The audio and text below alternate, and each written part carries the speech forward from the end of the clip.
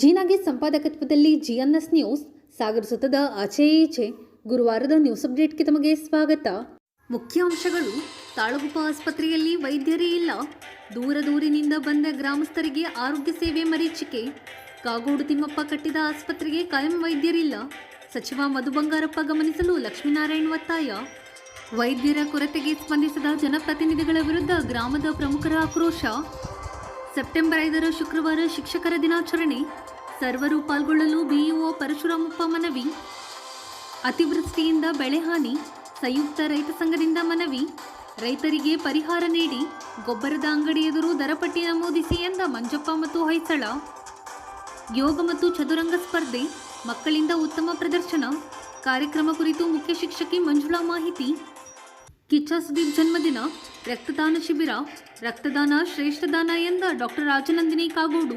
ಈಗ ಸುದ್ದಿಯ ವಿವರ. ಸಾಗರ ತಾಲೂಕಿನ ತಾಳಗುಪ್ಪ ಪ್ರಾಥಮಿಕ ಆರೋಗ್ಯ ಕೇಂದ್ರದಲ್ಲಿ ವೈದ್ಯರ ಕೊರತೆಯ ವಿರುದ್ಧ ಸಾರ್ವಜನಿಕರು ತೀವ್ರ ಆಕ್ರೋಶ ವ್ಯಕ್ತಪಡಿಸಿದ್ದಾರೆ. ಗುರುವಾರ ತಾಲೂಕು ಪಂಚಾಯಿತಿ ಅಧ್ಯಕ್ಷ ಹಾಗೂ ಆರೋಗ್ಯ ಸಮಿತಿ ಅಧ್ಯಕ್ಷ ಲಕ್ಷ್ಮೀನಾರಾಯಣ್ ಬೆಕ್ಕೋಡ್ ಇನ್ನಿತರರು ಆಸ್ಪತ್ರೆಗೆ ಭೇಟಿ ನೀಡಿದಾಗ ವೈದ್ಯರಿಲ್ಲದೆ ಇರುವ ಬಗ್ಗೆ ಸಾರ್ವಜನಿಕರು ತೀವ್ರ ಆಕ್ಷೇಪ ವ್ಯಕ್ತಪಡಿಸಿದ ಘಟನೆ ನಡೆಯಿತು. ಈ ಸಂದರ್ಭದಲ್ಲಿ ತಾಳಗುಪ್ಪ ಗ್ರಾಮ ಪಂಚಾಯಿತಿ ಅಧ್ಯಕ್ಷ ಲಕ್ಷ್ಮೀನಾರಾಯಣ್ ಬೆಕ್ಕೋಡು ಆಸ್ಪತ್ರೆ ದುಸ್ಥಿತಿ ಬಗ್ಗೆ ಸ್ಥಳೀಯ ಪ್ರಮುಖರು, ಗ್ರಾಮಸ್ಥರು ಅಭಿಪ್ರಾಯಿಸಿದ್ದಾರೆ. ಈ ಸಂದರ್ಭದಲ್ಲಿ ತಾಳಗುಪ್ಪ ಸಹಕಾರಿ ಸಂಘದ ಮಾಜಿ ಅಧ್ಯಕ್ಷ ಮುರಳಿ ಬಲೇಗಾರ್, ಸಂತೋಷ್ ಕೆಲವೆ, ಅಶೋಕ್ ಪಡವಗೋಡು ಇನ್ನಿತರರು ಹಾಜರಿದ್ದರು. ತಾಳಗುಪ್ಪ ಗ್ರಾಮ ಅಧ್ಯಕ್ಷರೇ, ಇದು ಮಧು ಬಂಗಾರಪ್ಪನವರ ಕ್ಷೇತ್ರ. ಇಲ್ಲಿ ತಾಳಗುಪ್ಪ ಆಸ್ಪತ್ರೆಯಲ್ಲಿ ವೈದ್ಯಾಧಿಕಾರಿಗಳೇ ಇಲ್ಲ ಅಂತ ಹೇಳಿ ಗಂಭೀರ ಆರೋಪ ಇದೆ. ಇದ್ರ ಬಗ್ಗೆ ತಾವು ಗ್ರಾಮ ಆರೋಗ್ಯ ರಕ್ಷಣಾ ಸಮಿತಿ ಅಧ್ಯಕ್ಷರ ತಮ್ಮ ಅಭಿಪ್ರಾಯ ಒಂಚೂರು ಹೇಳ್ರಿ. ನಮ್ಮ ಕ್ಷೇತ್ರದವರು ಇಲ್ಲಿಯ MLAಗಳು ಹೌದು, ಹಾಗೆ ಮಿನಿಸ್ಟ್ರು ಹೌದು. ನಾವು ಕೇಳ್ಕೊಳ್ತಾ ಇರೋದು ಇಷ್ಟೇ, ತಾಳಗುಪ್ಪ ಹೋಬಳಿ ಅಂದರೆ ಇಡೀ ಈ ಹೋಬಳಿ ಮೂಮೆಂಟಲ್ಲಿ 10 ಹಳ್ಳಿಗಳು ಬರುತ್ತೆ. ಸಿದ್ದಾಪುರ ತಾಲೂಕು ಕಡೆಯಿಂದ 10 ಹಳ್ಳಿಗಳು ಬರ್ತದೆ. ಟೋಟಲಿ 2 ಡಾಕ್ಟರ್ಗಳ ಅವಶ್ಯಕತೆ ಇರ್ತಕ್ಕಂಥ ಹಾಸ್ಪಿಟಲ್ ಇದು. ಇವತ್ತು ಕಾಗೋಡು ತಿಮ್ಮಪ್ಪನವರ ಆಶೀರ್ವಾದ ವ್ಯವಸ್ಥೆಯಿಂದ ಇಷ್ಟೊಂದೊಂದು ಹಾಸ್ಪಿಟಲ್ ಆಯಿತು. ಆದರೆ ಇಂಥ ಹಾಸ್ಪಿಟಲ್ ಇವತ್ತು ಬೀಗ ಹಾಕುವ ಸಂದರ್ಭ ವ್ಯವಸ್ಥೆಗೆ ಬಂದಿದೆ. ಜನಸಾಮಾನ್ಯರು ಗ್ರಾಮ ಪಂಚಾಯತಿ ಮೆಟ್ಲಿಗೆ ಬರ್ತಾ ಇದ್ದಾರೆ. ಇಂಥ ಹಾಸ್ಪಿಟ್ಲ್ ಕಟ್ಟಿಸಿರೋ ವ್ಯವಸ್ಥೆ ಅಂತಕ್ಕೆ ಸಾರ್ವಜನಿಕರಿಗೆ ಹೆಲ್ಪ್ ಆಗದಿರೋ ಹಾಸ್ಪಿಟ್ಲ್ ಏನಕ್ಕೆ ಅಂತ ಕೇಳ್ತಾರೆ. ಏಕೆ ಅಂತ ಕೇಳಿದರೆ, ವಾರದಲ್ಲಿ 2 ದಿನ 3 ದಿನ ಡಾಕ್ಟ್ರು ಬರ್ತಾರೆ, ಯಾರೋ ಇನ್ಚಾರ್ಜ್ ಬರ್ತಾರೆ, ಯಾರೋ ಹೋಗ್ತಾರೆ. ಯಾರು ಡಾಕ್ಟ್ರು ಯಾರು ಸಿಸ್ಟ್ರು ಅನ್ನೋದು ಗೊತ್ತಾಗ್ತಾ ಇಲ್ಲ. ಇವತ್ತು ಇಡೀ ಹಾಸ್ಪಿಟ್ಲನ್ನು ಸಿಸ್ಟ್ರು ನೋಡ್ಕೊಳ್ತಾ ಇದ್ದಾರೆ. ಇದು ದುರ್ದೈವ. ಯಾಕೆಂದರೆ ಇವತ್ತು ಕಾಗೋಡು ತಿಮ್ಮಪ್ಪನವರಂತ ಮತ್ತು ಕಾಗೋಡು ತಿಮ್ಮಪ್ಪನವರು ಹಾಗೆ ಬಂಗಾರಪ್ಪನವರು ಅಂತ ಕ್ಷೇತ್ರದಲ್ಲಿ ಇವತ್ತು ಅವ್ರದೇ ಆದ ಮಧು ಬಂಗಾರಪ್ಪನವರು ಇದ್ದರು. ಇವಾಗ ಮಧು ಬಂಗಾರಪ್ಪನವ್ರಿಗೆ ಮಿನಿಸ್ಟ್ರು ಹೌದು. ಆದರೆ ನಾನು ಅವ್ರ ಹತ್ರ ಕೇಳ್ಕೊಳ್ಳೋದು ಕಳಕಳಿಯ ವಿನಂತಿ ಏನಂದರೆ, ಮಧು ಬಂಗಾರಪ್ಪ ಸಾಹೇಬರು ಇಲ್ಲಿ 2 ಡಾಕ್ಟರ್ಗಳನ್ನು ಕೊಡುವ ಮೂಲಕ ಅಭಿವೃದ್ಧಿ. ತಾಳಗುಪ್ಪ ಹೋಬಳಿ ಅಂತ ಹೇಳಿದ್ರೆ ಸಾಗರ ತಾಲೂಕಲ್ಲಿ ಅತಿ ಹೆಚ್ಚಿನ ಜನಸಂಖ್ಯೆನ ಮತ್ತು ಇಲ್ಲಿ ಎಲ್ಲ ಆಸ್ಪತ್ರೆಯಲ್ಲಿ ಎಲ್ಲ ವ್ಯವಸ್ಥೆ ಇದ್ದರೂ ಕೂಡ ಡಾಕ್ಟರ್ಗಳು ಇಲ್ಲಿಲ್ಲ. ಇಲ್ಲಿ ಹೆಚ್ಚು ಕಡಿಮೆ ಡಾಕ್ಟರ್ಗಳು ಅಂತ ಹೇಳಿದ್ರೆ ಲೇಡೀಸ್ ಮತ್ತು ಜೆಂಟ್ಸ್ 2 ಜನ ಡಾಕ್ಟರ್ ಬೇಕೇ ಬೇಕು. ಯಾಕಂತ ಹೇಳಿದ್ರೆ ಇಲ್ಲಿ ನಮ್ಮ ಸಿದ್ದಾಪುರ ತಾಲೂಕು, ಹೊಸವಂತಿ, ಮನಮನೆ, ಐಗೊಳಕೊಪ್ಪ ಇವೆಲ್ಲ ದೊಡ್ಡ ಹಳ್ಳಿಗಳು. ಅವು ಕೂಡ ಇಲ್ಲಿ ಯಾವತ್ತೂ ಕೂಡ ಟಚ್ ಇರೋದ್ರಿಂದ ಇಲ್ಲಿ ಸಾಗರದಲ್ಲಿ ತಾಳಗುಪ್ಪನೇ ಅತಿ ಹೆಚ್ಚು ರೋಗಿಗಳು ಒಂದು ಬರ್ತಕ್ಕಂಥ ಸ್ಥಳ ಅಂತ ಹೇಳಿದ್ರೆ ತಾಳಗುಪ್ಪ. ಇಲ್ಲಿ ಒಬ್ಬರು ಡಾಕ್ಟ್ರ್ ಇಲ್ಲದೇ ನಮ್ಮವರೇ ಒಬ್ಬರು MLAಗಳು ಇಲ್ಲಿದ್ದರೂ ಕೂಡ ಇಲ್ಲಿ ಒಂದು ಈ ವ್ಯವಸ್ಥೆ ಆಗಿರೋದು ನನಗೆ ತುಂಬ ಶೋಚನೀಯ ಅಂತ ಹೇಳಲಿಕ್ಕೆ ನಾನು ಈ ಸಂದರ್ಭ ಬಯಸ್ತೇನೆ. ಕೂಡಲೇ ಇಲ್ಲಿ ಇಂಥ ಒಂದು ಆಸ್ಪತ್ರೆಗೆ ವೈದ್ಯಾಧಿಕಾರಿಗಳನ್ನು ನೇಮಕ ಮಾಡಬೇಕು ಅಂತೇಳಿ ಈ ಸಂದರ್ಭದಲ್ಲಿ ನಾವು ಮನವಿ ಮಾಡ್ತೀವಿ. ಅಧ್ಯಕ್ಷರೇ, ಇಲ್ಲಿ ಯಾರು MLA? ಇಲ್ಲಿ ನಮಗೆ ಸ್ವಲ್ಪ ತಾಲೂಕಿನಿಂದ ಮಧು ಬಂಗಾರಪ್ಪನವರೇ ಇಲ್ಲಿ ಮಾಡಬೇಕು MLA. ಶಿಕ್ಷಣ ಸಚಿವರ ಕ್ಷೇತ್ರದಲ್ಲಿ ಈ ರೀತಿ ಆಸ್ಪತ್ರೆ ತುರ್ತು ಚಿಕಿತ್ಸಾ ಘಟಕದಲ್ಲಿರೋದು ನಿಜ ಶೋಚನೀಯ ಅಲ್ಲ ಅಧ್ಯಕ್ಷರೇ? ಹೌದು. ಇಲ್ಲಿ ಜನ ಬಂದು ಪಾಪ ವಯಸ್ಸಾದಲ್ಲ ಹಂಗೆ ವಾಪಸ್ ಬಂದು ತುಂಬ ಬೇಜಾರು ಅನ್ನಿಸ್ತದೆ. ಮಾತಾಡೋದು ಕರೆಕ್ಟಾಗಿ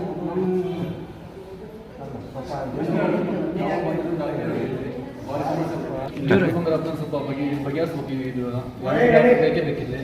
ಇಲ್ಲಿ ಭಾರಿ ಸಮಸ್ಯೆ ಆಗ್ಬೇಕು. ನೋಡಿ ನಾವೇ ಹಂಗೆ ಈಗ ಡಾಕ್ಟರ್ ಒಂದು ಇಂಜೆಕ್ಷನ್ ಮಾತ್ರ ತಗೊಂಡು ಹೋಗ್ಬೇಕಿತ್ತು. ಈಗ ಆದರೂ ಆಗ್ತಾ ಇಲ್ಲ. ಈಗ ಇದು ಭಾರಿ ಸಮಸ್ಯೆ ಆಗುತ್ತೆ. ಸ್ವಲ್ಪ ಮೇಲಿಗೆ ಸ್ವಲ್ಪ ಇದು ಮಾಡ್ಬೇಕು. ಮನಸ್ಸು ಮಾಡಿದರೆ ಲಕ್ಷ್ಮಿ, ಮನಸ್ಸು ಮಾಡಿದರೆ ಯಾರು ಡಾಕ್ಟರ್ ಕಳಿಸ್ಬೋದು. ತಾಲೂಕು ಆಸ್ಪತ್ರೆ ಡಾಕ್ಟರ್ ಇರಲ್ಲ. ಮನಸ್ಸು ಮಾಡಿದ್ರೆ ಗ್ಯಾರಂಟಿ. ಡಾಕ್ಟರ್ ಭಾರಿ ಸಮಸ್ಯೆ ಗ್ಯಾರಂಟಿ. ಡಾಕ್ಟರ್ನ ಸ್ವಲ್ಪ ತರಬೇತಿ ಹೋಗ್ಬೇಕಂತ ತಮ್ಮಲ್ಲಿ ವಿನಂತಿ. ಈಗ ಎಷ್ಟು ದಿವಸ ಆಯ್ತು ಸರ್ ಡಾಕ್ಟ್ರ್ ಇಲ್ಲ ಆಸ್ಪತ್ರೆಯಲ್ಲಿ ಇಲ್ಲದೆ? ನಾವು ಯಾವ ಬಂದ್ರೂ ಇಲ್ಲ ಅಂತ ಹೇಳ್ತೀವಿ. ಇವತ್ತು ಬಂದು ಇವತ್ತು ಇಲ್ಲ ಅಂತ ಹೇಳಿದ್ರೆ ನಾವು ಯಾರು ಕೇಳೋದು? ಇದು ಯಾರ ಕ್ಷೇತ್ರ ಇದು? ಮಧುಬಂಗಾರಪ್ಪನವರೇ ಸ್ವಲ್ಪ ಇದು ವಿಚಾರಣೆ ತಗೋಬೇಕು. ಶಿಕ್ಷಣ ಸಚಿವರ ಕ್ಷೇತ್ರದಲ್ಲಿ ಈ ರೀತಿ ಆಗಿರೋದು ನಿಜವಲ್ಲೂ ಶೋಚನೀಯ. ಇಲ್ಲಿ ಯಾವಾಗಲೇ ಬಂದರೂ ತಾಳಗುಪ್ಪ ಹಾಸ್ಪಿಟ್ಲಿಗೆ ಬಂದು ಹೋಗೋದಷ್ಟೇ ಬಿಟ್ಟರೆ ಯಾವತ್ತು ಬಂದರೂ ಡಾಕ್ಟ್ರ್ ಇಲ್ಲ ಅಂತೆಲ್ಲ ಹೇಳ್ತಾ ಇದ್ದಾರೆ. ಇಲ್ಲಿ ಯಾರನ್ನೂ ಕೇಳ್ಬೇಕಂತ ಗೊತ್ತಾಗ್ತಾ ಇಲ್ಲ. ಯಾವಾಗಲೇ ಬಂದರೂ ತಾಳಗುಪ್ಪದಾಗ ಇದೇ ಸಮಸ್ಯೆ ಡಾಕ್ಟ್ರದು. ಈಗ ಇದ್ರ ಬಗ್ಗೆ ಮಧು ಬಂಗಾರಪ್ಪನವರು ಕ್ರಮ ತಗೊಂಡು ಆದಷ್ಟು ಬೇಗ ಡಾಕ್ಟ್ರನ್ನ ಇಲ್ಲಿ ಒಂದು ವರ್ಗಾವಣೆ ಮಾಡಿ ಇಲ್ಲಿ ತಾಳಗುಪ್ಪ ಹಾಸ್ಪಿಟ್ಲಿಗೆ ಹಾಕ್ಬೇಕು. ಇಲ್ಲಿರೋ ಮುಖಂಡರು ಫಸ್ಟು ಕಾಂಗ್ರೆಸ್ ಮುಖಂಡರು ಫಸ್ಟು ಮಧು ಬಂಗಾರಪ್ಪನವ್ರಿಗೆ ಹೇಳೋಂಥ ಕೆಲಸ ಮಾಡಬೇಕು. ಟೋಟಲಿ ಹೇಳ್ಬೇಕಂದ್ರೆ ಸಾಹೇಬರು ಕಳಿಸ್ತಾರೆ, ಇಲ್ಲಿರೋ ಮುಖಂಡರೇ ಸರಿ ಇಲ್ಲ. ಇದು ಯಾರ ಕ್ಷೇತ್ರ ಇದು? ಇದು ಮಧು ಬಂಗಾರಪ್ಪನವ್ರ ಕ್ಷೇತ್ರ. ಈ ತಾಲೂಕು ಹೋಬಳಿ ಅಧ್ಯಕ್ಷರು ಇದು ಇಂಥವಕ್ಕೆಲ್ಲ ಬರೋದಿಲ್ಲ. ಅವರು ಚುನಾವಣೆ ಇದ್ದಾಗ ಒಂದೇ ಬರ್ತಾರೆ ಹೋಬಳಿ ಅಧ್ಯಕ್ಷರು, ಕಾಂಗ್ರೆಸ್ ಹೋಬಳಿ ಅಧ್ಯಕ್ಷರು. ತಾಲೂಕು ಆಸ್ಪತ್ರೆ ತುರ್ತು ಚಿಕಿತ್ಸಾ ಘಟಕದಲ್ಲಿದೆ. ಹಾಂ, ಈ ಥರ ಸಮಸ್ಯೆ ಆಗ್ತಾ ಇತ್ತು. ಇವತ್ತಿಂದ ಅಲ್ಲ, ಎಂದಿಂದಲೂ ಈ ಥರ ಸಮಸ್ಯೆ ಆಗ್ತಾ ಇತ್ತು. ಸಾಗರದ ರಾಘವೇಶ್ವರ ಸಭಾಭವನದಲ್ಲಿ ಸೆಪ್ಟೆಂಬರ್ 5 ಶುಕ್ರವಾರ ಶಿಕ್ಷಕರ ದಿನಾಚರಣೆ ಮತ್ತು ನಿವೃತ್ತ ಶಿಕ್ಷಕರಿಗೆ ಸನ್ಮಾನ ಕಾರ್ಯಕ್ರಮ ಇದೆ ಎಂದು ಕ್ಷೇತ್ರ ಶಿಕ್ಷಣಾಧಿಕಾರಿ ಪರಶುರಾಮಪ್ಪ ತಿಳಿಸಿದ್ದಾರೆ. ಈ ಕುರಿತು ಜಿಎನ್ಎಸ್ ನ್ಯೂಸ್ ಜೊತೆ ಮಾತನಾಡಿರುವ ಅವರು, ಸೆಪ್ಟೆಂಬರ್ 5 ಎಲ್ಲಿಗೂ ನಮಸ್ಕಾರ. ನಾಳೆ ಸೆಪ್ಟೆಂಬರ್ 5 ಡಾಕ್ಟರ್ ಸರ್ವಪಲ್ಲಿ ರಾಧಾಕೃಷ್ಣ ಅವರ ಜನ್ಮದಿನ. ನಾವು ಪ್ರತಿ ವರ್ಷ ಡಾಕ್ಟರ್ ಸರ್ವಪಲ್ಲಿ ರಾಧಾಕೃಷ್ಣ ಅವರ ಜನ್ಮದಿನವನ್ನು ಶಿಕ್ಷಕರ ದಿನಾಚರಣೆ ಅಂತೇಳಿ ಆಚರಣೆ ಮಾಡ್ತೀವಿ. ನಾವು ಈ ಕಾರ್ಯಕ್ರಮನ ಈ ಸಾರಿ ಸಾಗರದ ಅಗ್ರಹಾರದ ನಮ್ಮ ರಾಘವೇಶ್ವರ ಭಾರತೀ ಸಭಾಭವನದಲ್ಲಿ ನಾವು ಇವತ್ತು ಇಟ್ಕೊಂಡಿದ್ದೀವಿ. ನಾವು ಈ ಕಾರ್ಯಕ್ರಮವನ್ನು ನಮ್ಮ ಎಲ್ಲ ಶಾಲೆಗಳ ಶಿಕ್ಷಕರು, ಮುಖ್ಯ ಶಿಕ್ಷಕರು, ಶಿಕ್ಷಕರ ಸಂಘದ ಪದಾಧಿಕಾರಿಗಳು ಮತ್ತು ನಮ್ಮ ಇಲಾಖೆಯ ಎಲ್ಲ ಅನುಷ್ಠಾನಾಧಿಕಾರಿಗಳ ಸಹಯೋಗದಲ್ಲಿ ಮಾಡ್ತಾಯಿದ್ದೀವಿ. ಡಾಕ್ಟರ್ ಸರ್ವಪಲ್ಲಿ ರಾಧಾಕೃಷ್ಣನ್ ಅಂದರೆ ನಮಗೆಲ್ಲರಿಗೂ ಗೊತ್ತಿದೆ, ಒಬ್ಬ ಶ್ರೇಷ್ಠ ಶಿಕ್ಷಕ. ಈ ದಿನವನ್ನು ನಾವು ನಮ್ಮ ಏನು ಶಿಕ್ಷಕರಿದ್ದಾರೆ, ಶ್ರೇಷ್ಠ ಶಿಕ್ಷಕರು, ಆದರ್ಶ ಶಿಕ್ಷಕರು ಅಂತ ನಾವೇನು ಕರಿತೀವೋ ಅವರನ್ನು ಇವತ್ತು ನೆನಪಿಸಿಕೊಳ್ಳುವ ದಿನ. ಜೊತೆಗೇ ನಾವು ಶಿಕ್ಷಕರಾಗಿ ಒಂದಿಷ್ಟು ಆತ್ಮಾವಲೋಕನಕ್ಕೆ ಒಳಗಾಗುವಂಥ ದಿನವೂ ಕೂಡ. ಈ ದಿಸೆಯಲ್ಲಿ ನಾವು ಈ ಕಾರ್ಯಕ್ರಮವನ್ನು ಅತ್ಯಂತ ಅರ್ಥಪೂರ್ಣವಾಗಿ ಆಚರಿಸಬೇಕಾಗಿದೆ. ನಾಳೆ ಎಲ್ಲರೂ ದಯವಿಟ್ಟು ಬನ್ನಿ. ನಮ್ಮ ಎಲ್ಲ ಏನು ಶಿಕ್ಷಕರಿದ್ದೀರಿ, ಮುಖ್ಯ ಶಿಕ್ಷಕರಿದ್ದೀರಿ, ಸಂಘದ ಎಲ್ಲ ಪದಾಧಿಕಾರಿಗಳಿದ್ದೀರಿ, ನಮ್ಮ ಇಲಾಖೆಯ ಎಲ್ಲ ಅಧಿಕಾರಿಗಳು, ಜೊತೆಗೆ ಸಾರ್ವಜನಿಕರು, ಎಲ್ಲ ಗೌರವಾನ್ವಿತ ಜನಪ್ರತಿನಿಧಿಗಳು, ಎಲ್ಲ ನಮ್ಮ ಮಾಧ್ಯಮಿಕರು ದಯವಿಟ್ಟು ಈ ಕಾರ್ಯಕ್ರಮಕ್ಕೆ ನಾಳೆ 9 ಬಂದು ಹಾಜರಾದರೆ ನಮಗೆ ತುಂಬಾ ಸಂತೋಷ. ಕಾರ್ಯಕ್ರಮದಲ್ಲಿ ಪಾಲ್ಗೊಳ್ಳಿ, ಕಾರ್ಯಕ್ರಮದ ಯಶಸ್ಸಿಗೆ ಸಹಕರಿಸಿ. ಎಲ್ಲರಿಗೂ ಡಾಕ್ಟರ್ ಸರ್ವಪಲ್ಲಿ ರಾಧಾಕೃಷ್ಣನ್ ಅವರ ಜನ್ಮದಿನ ಅರ್ಥಾತ್ ಶಿಕ್ಷಕರ ದಿನಾಚರಣೆಯ ಆತ್ಮೀಯ ಶುಭಾಶಯಗಳನ್ನು ಈ ಮೂಲಕ. ಸಾಗರ ತಾಲೂಕಿನಲ್ಲಿ ಅತಿವೃಷ್ಟಿಯಿಂದ ಭತ್ತ, ಶುಂಠಿ, ಅಡಿಕೆ, ಜೋಳದ ಬೆಳೆ ಸಂಪೂರ್ಣ ನಾಶವಾಗಿದ್ದು ತಕ್ಷಣ ಪರಿಹಾರ ಒದಗಿಸುವಂತೆ ಒತ್ತಾಯಿಸಿ ಗುರುವಾರ ಸಂಯುಕ್ತ ರೈತ ಸಂಘದ ವತಿಯಿಂದ ಉಪವಿಭಾಗಾಧಿಕಾರಿಗಳಿಗೆ ಮನವಿ ಸಲ್ಲಿಸಲಾಯಿತು. ಈ ಸಂದರ್ಭದಲ್ಲಿ ಸಂಘದ ಅಧ್ಯಕ್ಷ ಮಂಜಪ್ಪ ಎಂಬಿ, ಹೊಯ್ಸಳ ಗಣಪತಿಯಪ್ಪ ಮಾತನಾಡಿದರು. ಈ ಸಂದರ್ಭದಲ್ಲಿ ರಮೇಶ್ ಐಗಿನಬೈಲು, ದೇವು ಆಲಳ್ಳಿ, ಪ್ರತಾಪ್, ಶಿಲ್ಪಾ, ಸುರೇಶ್ ತ್ಯಾಗರ್ತಿ, ದಿನೇಶ್ ಇನ್ನಿತರರು ಹಾಜರಿದ್ದರು. ಕನ್ನೋಳೆ, ಮಾವಿನೋಳೆ, ಕಣಸೆಹೊಳೆ ಇವು 4 ಜಂಟಿ ಆಗೋದ್ರಿಂದ ಈ ತಾಲೂಕು ಹೋಬಳಿ ಅಲ್ಲಿ ಸುಮಾರು ಒಂದು 5,000 ಎಕರೆ ಅದು ಒಣ ಬಿತ್ತನೆ ಮಾಡ್ತಾರೆ ಅವರು. ಅದು ಈ ವರ್ಷ ಮುಂಗಾರು ಮುಂಚಿತ ಮಳೆ ಹೊಯ್ದಿರೋದ್ರಿಂದ ಬಿತ್ತನೆ ಮಾಡಿರ್ತಕ್ಕಂಥ ಬೀಜಗಳು ಮೊಳಕೆ ಹೊಡೆದೇ ಎಲ್ಲ ಹಾಳಾಗೋದು. ಪುನಃ ಈಗ ಅದಕ್ಕೆ ನಟ್ಟಿ ಮಾಡೋಣ ಅಂದರೆ ಈ ವರ್ಷ ಮಳೆ ಅಧಿಕ ಇರೋದ್ರಿಂದ ಈಗ ಸೆಪ್ಟೆಂಬರ್ ತಿಂಗಳು ಬಂದರೂ ನೆರೆ ಅನ್ನೋದು ಇಳಿನಲ್ಲ.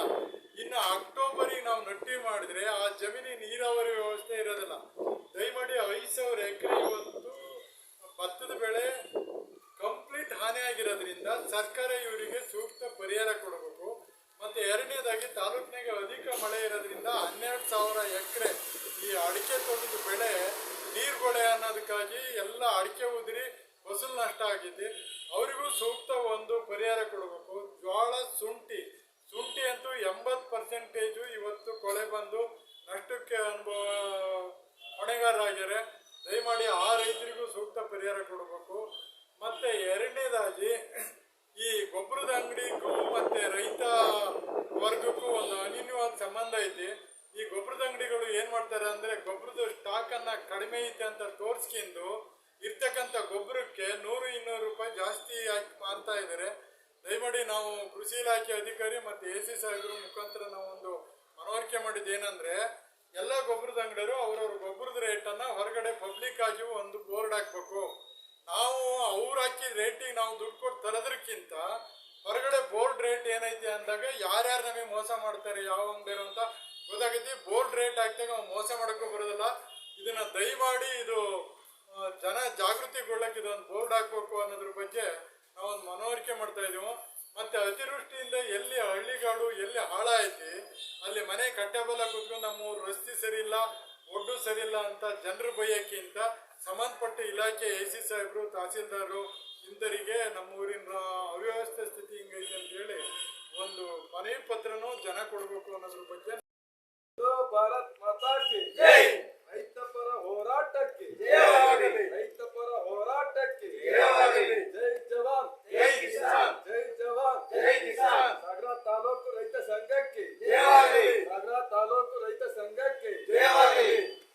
ಆತ್ಮೀಯರೇ, ಈ ದಿನ ಏನು ಸಾಗರ ತಾಲೂಕಿನಲ್ಲಿ ಅತಿವೃಷ್ಟಿಯಿಂದ ಭತ್ತ ಮತ್ತು ಅಡಿಕೆ, ಶುಂಠಿ ಬೆಳೆ ಹಲವಾರು ರೋಗಗಳಿಗೆ ತುತ್ತಾಗಿ ಸಾಗರ ತಾಲೂಕಿನ ರೈತರು ತುಂಬ ಕಷ್ಟದಲ್ಲಿ ಇದ್ದಾರೆ. ಈ ಸಮಯದಲ್ಲಿ ಸುಮಾರು 5-10 ಸಾವಿರ ಎಕರೆಯಷ್ಟು ಜಮೀನು ಸಾಗರದಲ್ಲಿ ನಾಟಿ ಮಾಡಲಿಕ್ಕೆ ಬರೆದಿದ್ದಂತಹ ಈ ಸಂದರ್ಭದಲ್ಲಿ ಮಳೆ ಇನ್ನೂ ಕೂಡ ಬಿಡದೇ ಇದ್ದ ಕಾರಣ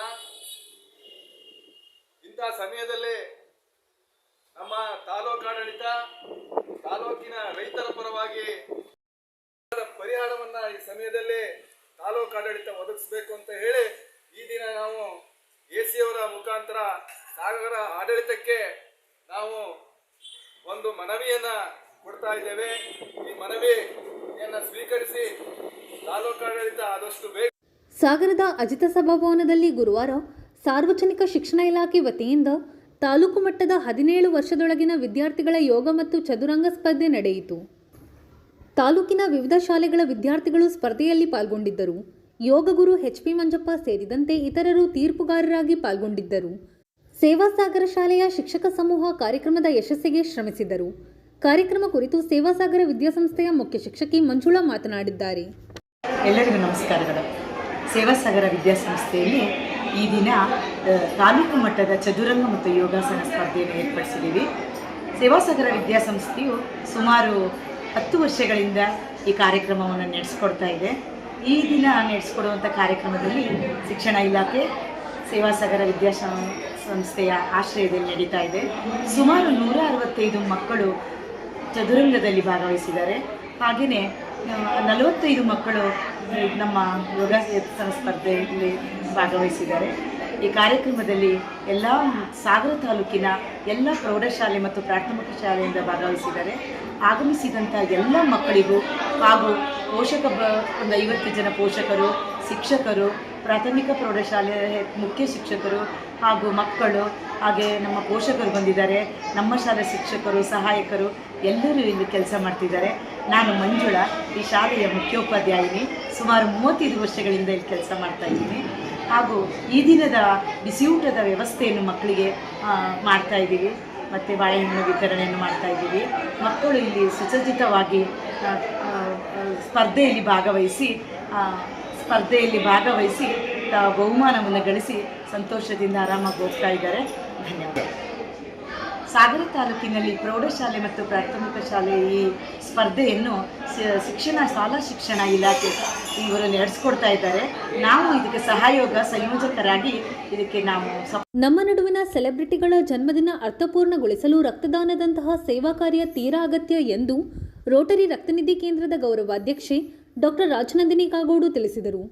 ಸಾಗರದ ರೋಟರಿ ರಕ್ತನಿಧಿ ಕೇಂದ್ರದಲ್ಲಿ ಮಂಗಳವಾರ ಕಿಚ್ಚ ಸುದೀಪ್ ಹುಟ್ಟುಹಬ್ಬದ ಪ್ರಯುಕ್ತ ತಾಲೂಕು ಅಭಿನಯ ಚಕ್ರವರ್ತಿ ಕಿಚ್ಚ ಸುದೀಪ್ ಸೇನಾ ಸಮಿತಿ ಪರವಾಗಿ ಹಮ್ಮಿಕೊಳ್ಳಲಾಗಿದ್ದ ರಕ್ತದಾನ ಶಿಬಿರವನ್ನು ಉದ್ಘಾಟಿಸಿ ಅವರು ಮಾತನಾಡುತ್ತಿದ್ದರು. ಸೇನಾ ಸಮಿತಿ ಉಪಾಧ್ಯಕ್ಷ ಸುದೀಪ್, ರಕ್ತನಿಧಿ ಕೇಂದ್ರದ ಶಾಂತಕುಮಾರ್, ಡಾಕ್ಟರ್ ಸಚಿನ್, ಸುನೀಲ್ ಕುಮಾರ್ ಇನ್ನಿತರರು ಹಾಜರಿದ್ದರು. ಇದಕ್ಕೂ ಮೊದಲು ಮಹಾಗಣಪತಿ ಹಾಗೂ ಮಾರಿಕಾಂಬಾ ದೇವಸ್ಥಾನದಲ್ಲಿ ಸುದೀಪ್ ಹೆಸರಿನಲ್ಲಿ ವಿಶೇಷ ಪೂಜೆ ಸಲ್ಲಿಸಲಾಯಿತು. ಅಭಿಮಾನಿ ಬಳಗದ ವತಿಯಿಂದ ಅವರ 52ನೇ ಹುಟ್ಟುಹಬ್ಬವನ್ನು ಆಚರಿಸ್ತಾ ಇದ್ದೀರಾ. ನಿಮ್ಮ ಎಲ್ಲ ಯುವಕ ಮಿತ್ರರಿಗೆ ನಮ್ಮ ರಕ್ತ ಕೇಂದ್ರದ ಪರವಾಗಿ ಸ್ವಾಗತವನ್ನು ಕೋರ್ತಾ, ನಮ್ಮ ನಿರ್ದೇಶಕ ಮಂಡಳಿಯ ಡೈರಿಯನ್ ಶಾಂತಕುಮಾರ್ ಹಾಗೂ ನಮ್ಮ ಮೆಡಿಕಲ್ ಆಫೀಸರ್ ಡಾಕ್ಟರ್ ಸಚಿನ್ ಹಾಗೂ ನಿಮ್ಮೆಲ್ಲ ಸದಸ್ಯರಿಗೂ ಸ್ವಾಗತವನ್ನು ರೋಟರಿ ಪರವಾಗಿ ಕೋರ್ತಾ ಇದ್ದೇನೆ. ಈ ಬಳಗಕ್ಕೆ ನಾವು ಯಾಕೆ ನಿಮ್ಮನ್ನು ಉದ್ದೇಶ, ನಮಗೆ 65ಕ್ಕೆ ಲಾಸ್ಟ್ ರಕ್ತದಾನಿಗಳು, ಬಟ್ ನಮಗೆ ಯುವಕರು ಬೇಕಾಗಿ. ನೀವು ಯಾವುದೇ ಒಂದು ಉದ್ದೇಶ, ಇನ್ಯಾರ ಅಭಿಮಾನಿ ಬಳಗದವರು ಈ ಥರ ಮಾಡೋದ್ರಿಂದ ನಿಮಗೆ ಸಾರ್ವಜನಿಕ ಕಾರ್ಯಕ್ರಮದಲ್ಲಿ ನೀವು ಭಾಗಿಯಾಗ್ತೀರಾ. ನೀವು ಒಂದು ದೇಶದ ಪ್ರಜೆಗಳ ಜವಾಬ್ದಾರಿಯನ್ನು ನೀವು ಹೊಂದಿದ್ದೀರಿ. ಬರೀ ರಕ್ತ ಕೊಡೋದ್ರಿಂದ ನೀವು ಕೆಲಸ ಮುಗೀತು ಅಂತ ತಿಳ್ಕೊಬೇಡ್ರಿ. ರಕ್ತ ಕೊಡೋದ್ರಿಂದ ನೀವು ಒಬ್ಬರ ಜೀವನ ಉಳಿಸ್ತಾ ಇದ್ದೀರ. ಅದು ನಿಮಗೆ ಬರ್ತಕ್ಕಂಥ ಯಾರಿಗೂ ಗೊತ್ತಾ. ಇದು ಗುರುವಾರದ ಸಮಗ್ರ ಸುದ್ದಿ. ನಿರಂತರ ಸುದ್ದಿಗಾಗಿ ನೋಡ್ತಾ ಇರಿ GNS ನ್ಯೂಸ್. ನಮಸ್ಕಾರ.